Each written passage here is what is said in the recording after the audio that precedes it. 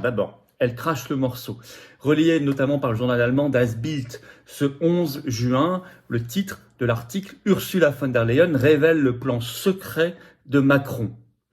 En écrivant en chapeau, les choses se révèlent, Emmanuel Macron poursuit un plan intelligent mais risqué, estime Das Bild. Et je vais vous lire ce qu'a dit Ursula von der Leyen. Où est-ce qu'elle l'a dit ? Elle l'a dit dans une réunion interne de son parti politique allemand, la CDU. Et en fait, ça a fuité.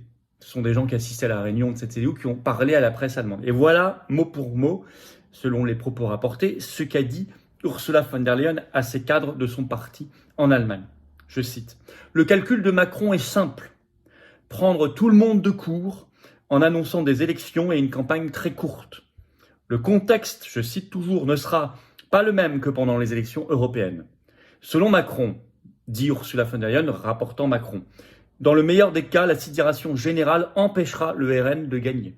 Et si dans le pire des cas pour Macron, le RN réussit à gagner les élections législatives et à disposer d'une majorité, il s'agira alors d'installer Bardella à Matignon et de griller le RN, là elle le cite, en le forçant à gouverner sans qu'il puisse obtenir de résultats conformes à son programme.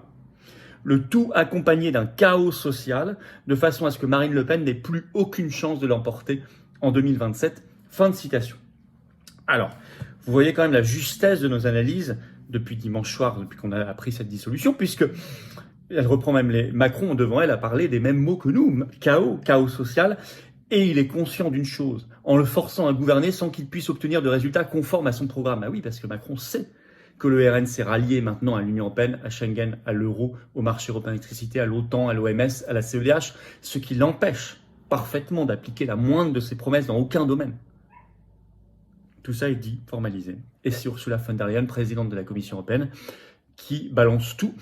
Ce qui montre quand même que Macron mijote tout avec l'Union européenne, que son plan correspond au jus du système oligarchique. Et donc il faut être plus fort que lui.